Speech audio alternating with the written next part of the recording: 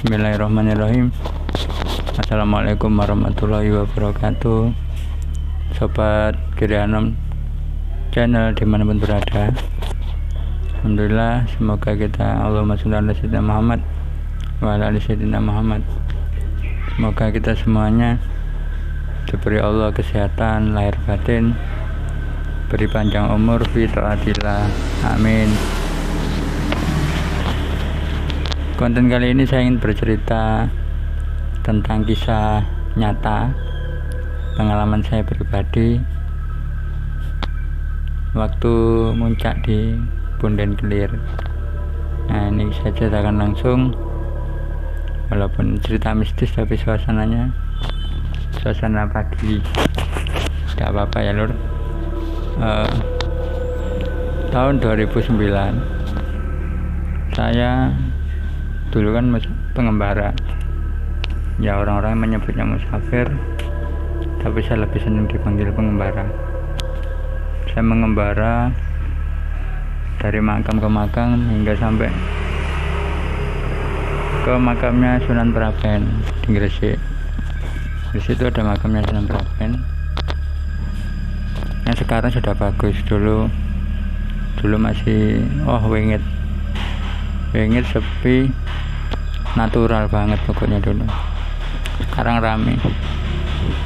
Singkat cerita, saya itu 2 orang di situ sama teman saya namanya Daud. Daud tadi orang asli Surabaya tapi rumahnya Jombang. Dia mengembara bareng sama saya 2 orang.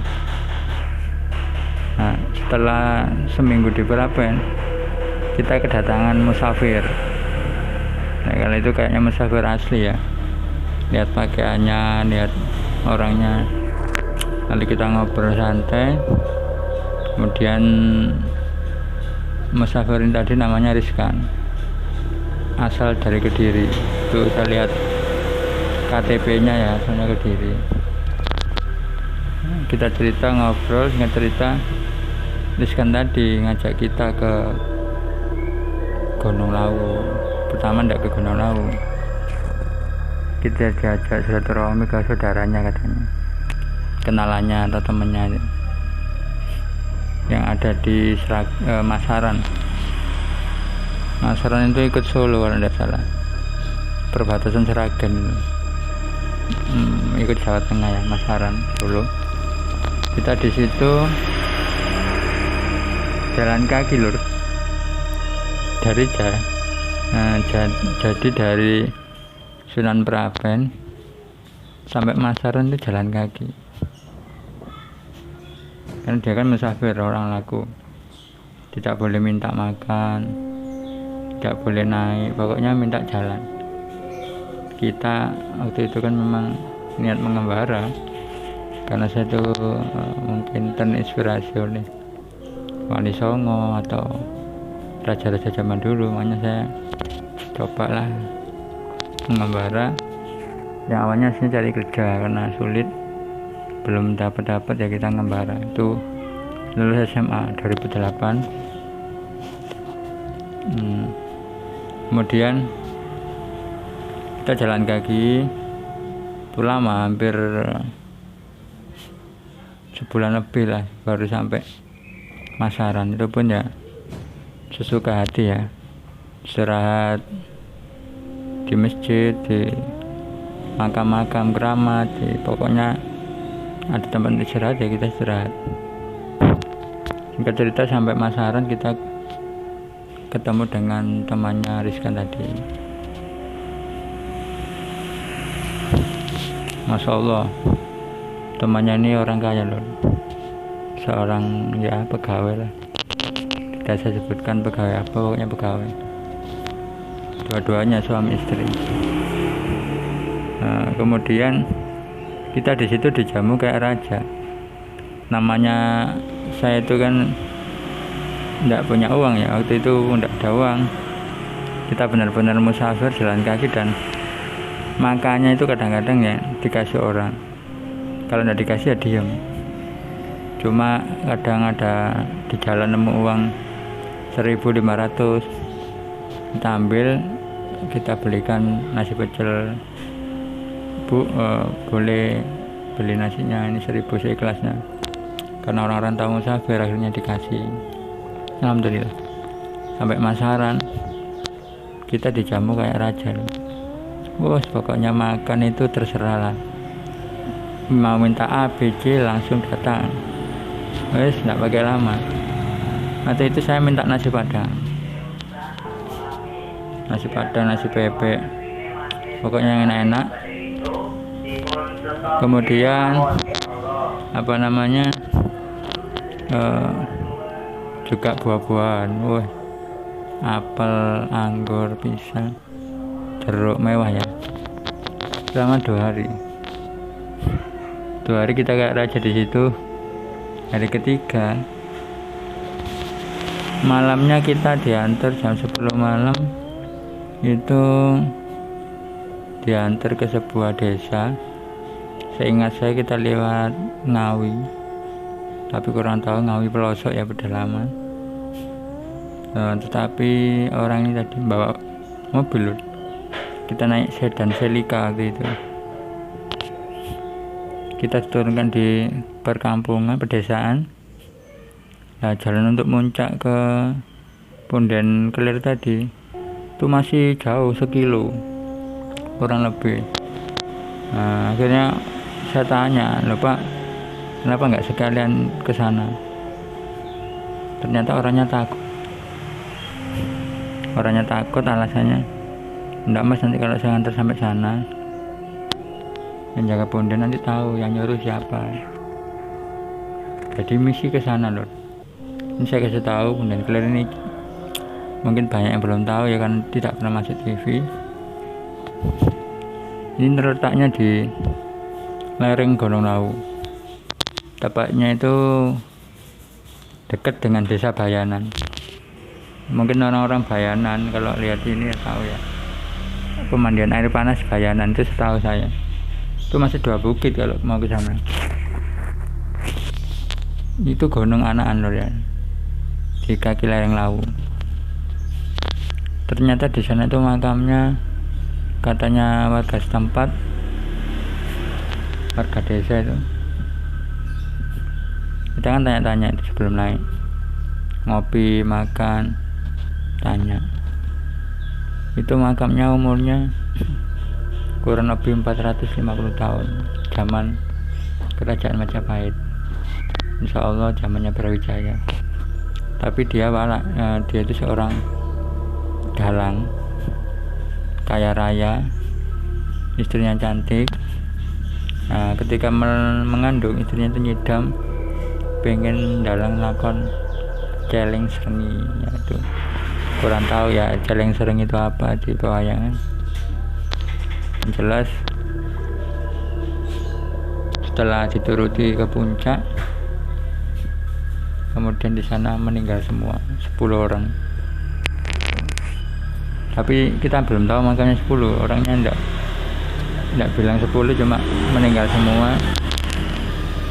Kalau emasnya, harta karunnya itu banyak yang dibuat rebutan oleh warga sana, sampai banyak yang meninggal. Itu kan banyak yang jatuh di bawah-bawah. Itu banyak yang meninggal. Terus desa tersebut dinamakan Topati. Sebagian hartanya dipendam di makam. Jeriskan ini ternyata membawa misi dari temannya tadi untuk ambil sebuah pusaka keris. Katanya pusaka sakti. Keris apa itu ya, saya lupa. Tapi gaib. Saya sudah tanya, "Zaman bisa tak?" Kalau saya tidak bisa, jujur. Kalau disuruh nemeni, monggo ayo. Namanya dulu bonek lho. Tidak mikir, tidak tahu kalau itu angker wengit. Kita akan senang tempat-tempat wengit dulu ya. Kita ke sana, naiklah kita jam 10 malam. Kemudian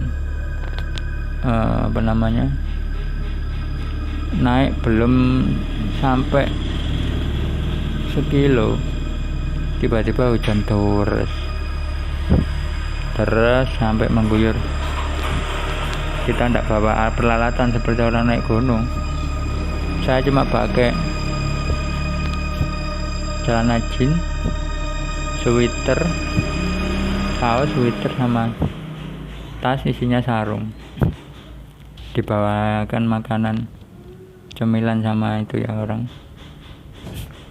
Sama dikasih uang 50.000 dan dikasih beras 2,5 kilo, minyak gas, koreknya plus senter 1. Senternya dari korek itu. Kita naik tidak pakai senter, pakai senter korek 1 itu. Dan anehnya itu kita lupa, tidak dibawakan untuk menanak nasi. Jadi percuma bawa nasi segitu, tidak kemakan. Naik, hujan, kita istirahat. Ada kayak semacam gubuk tapi tidak ada alasnya. Kita ke situ, kita tidur layan di suket-suket itu loh. Nah, basah kuyup itu ya, badan basah kuyup. Kita tidur di situ. Kemudian teman saya Daud ini bermimpi. Pukul 3 pagi teman saya ini bangun, kita semua dibangunin dan cerita, oh ya, saya mimpi apa? Ini padahal kita belum pernah ke makamnya ya. Saya mimpi di makam tersebut ada 10 makam. Dan ada suara, jangan sampai merusak makam. Pokoknya kalau ke situ jangan sampai aneh-aneh atau merusak makam.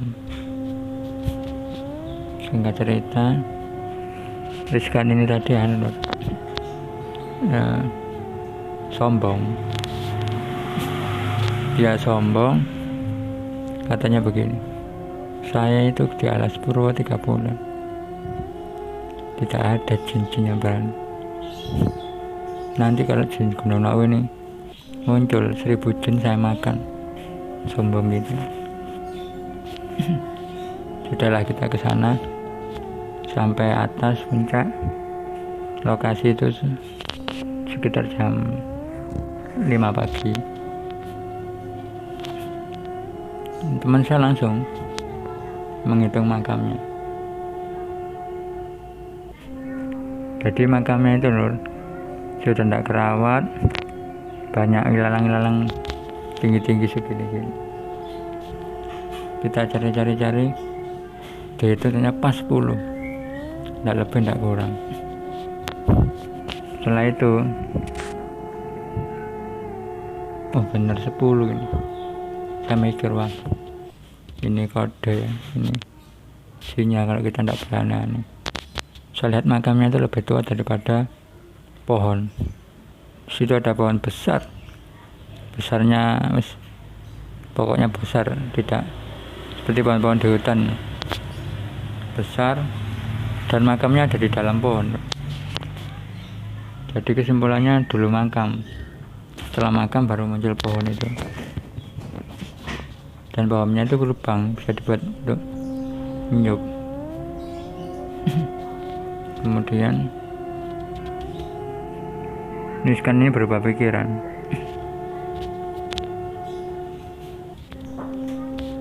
Awalnya untuk mengambil pusaka keris yang belum tahu hasilnya entah bisa atau enggak, gara-gara sing tukang warung cerita emas. Terus kan ini minta ngeduk, jadi makam minta dimasuk, dibongkar. Saya tidak mau, engkel-engkelan sampai mau berkelahi dengan saya. Ya sudah, kalau kamu mau bongkar, kan saya ditantang. Nggak berani, panas kan? Sayo, setelah bongkar,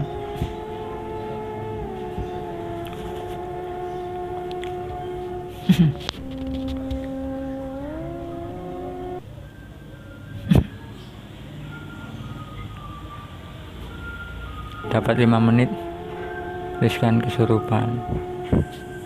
Sekian dulu ya ceritanya. Nanti kita sambung part kedua. Intinya riskan kesurupan, dan kita semua ditemui orang sosok aneh yang berwujud manusia. Nanti kita lanjut ke part kedua. Sekian dari saya. Assalamualaikum warahmatullahi wabarakatuh.